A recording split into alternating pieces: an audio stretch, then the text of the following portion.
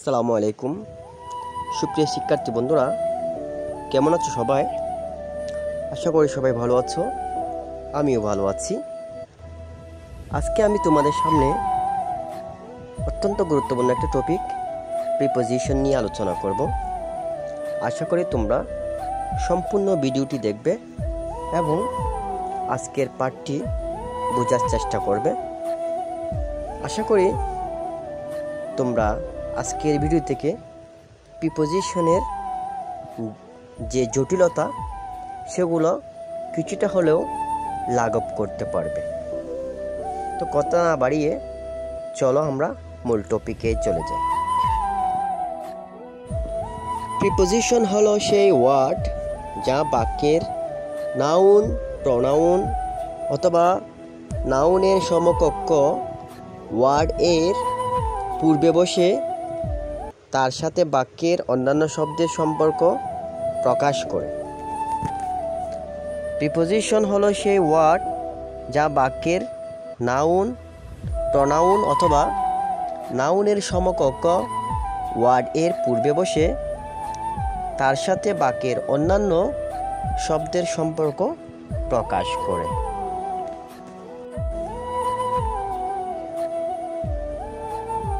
এবার চলো আমরা প্রিপোজিশনগুলো চিনে নিই।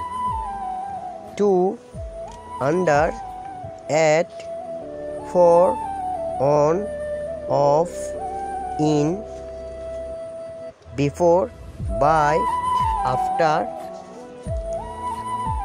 আফ, within, since, of, over, along, outside, inside, between, among, after, on, above ইত্যাদি।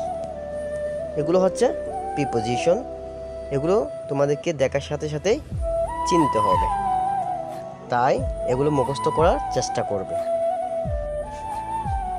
স্থান, সময়, মূল্য, গতি, দায়িত্ব, দূরত্ব এগুলোর ক্ষেত্রে অ্যাট ব্যবহৃত হয়।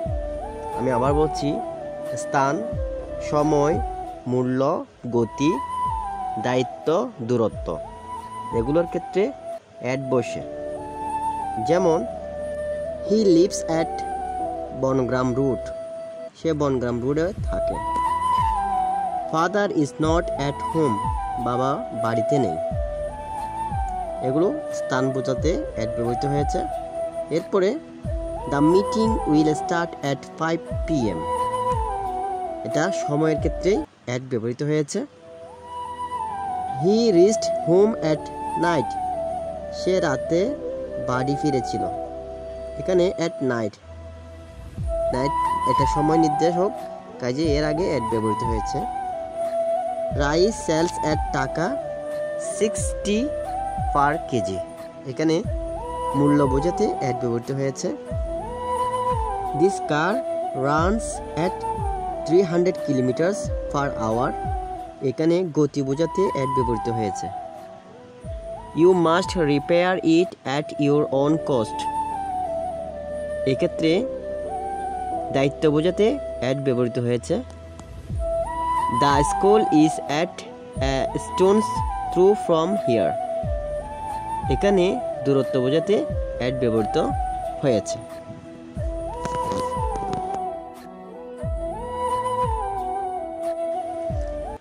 পরিবর্তন অর্থে আমরা ইনটু ব্যবহার করে থাকি। যেমন ট্রান্সলেট ইনটু ইংলিশ, অর্থাৎ ইংরেজিতে অনুবাদ করো। ওয়াটার চেঞ্জ ইনটু বাপুর, পানি বাষ্পে পরিণত হয়। তাহলে পরিবর্তন অর্থে আমরা ইনটু ব্যবহার করি। তারিখ বা দিনের আগে অন বসে। আমি আবার বলছি, তারিখ বা দিনের আগে অন বসে। যেমন on 25 January, on Monday, on Saturday, on Friday ইত্যাদি।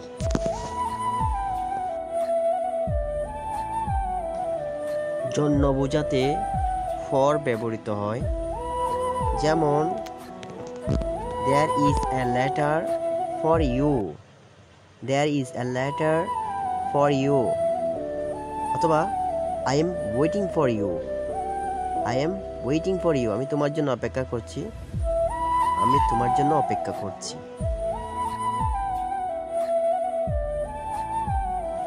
মূল্য বা গন্তব্য বোঝাতে for ব্যবহৃত হয়। যেমন This ship is for Singapore.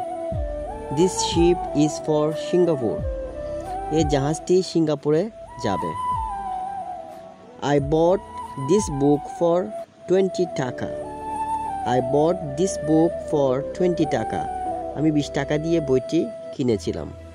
আমি 20 টাকা দিয়ে বইটি কিনেছিলাম।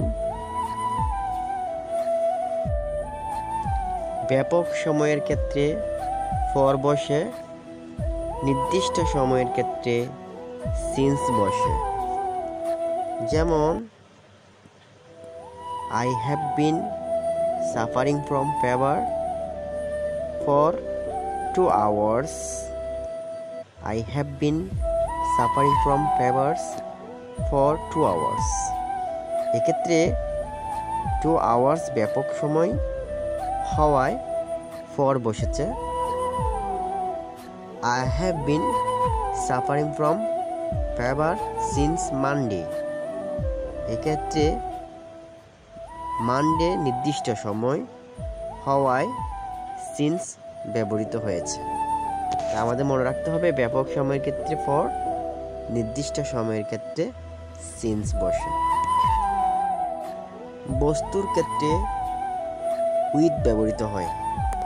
যেমন we see with eye, আমরা চোখ দিয়ে দেখি। অথবা he killed the tiger with the gun. He killed the tiger with the gun. উপকরণ, মালিকানা, কারণ, বিষয়, এগুলোর ক্ষেত্রে অফ প্রিপোজিশন বসে। আমি আবার বলছি, উপকরণ, মালিকানা, কারণ, বিষয়, এগুলোর ক্ষেত্রে অফ বসে। যেমন উপকরণে This is a dress of blue silk. This is a dress of blue silk.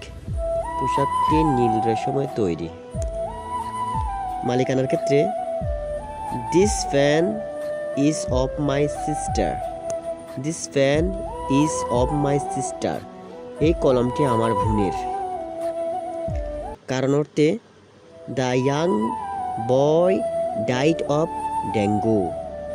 The young boy died of dengue. যুবকটি ডেঙ্গু রোগে মারা গেছে। বিষয় অর্থে I am thinking of the matter. I am thinking of the matter. আমি ব্যাপারটি নিয়ে ভাবছি। আমি ব্যাপারটি নিয়ে ভাবছি। তো এভাবে আমরা অফের ব্যবহার করব। আজ আর নয়, তোমাদের সুস্বাস্থ্য ও দীর্ঘায়ু কামনা করে আজকের ক্লাসটি এখানেই ইতি টানছি। আল্লাহ হাফেজ।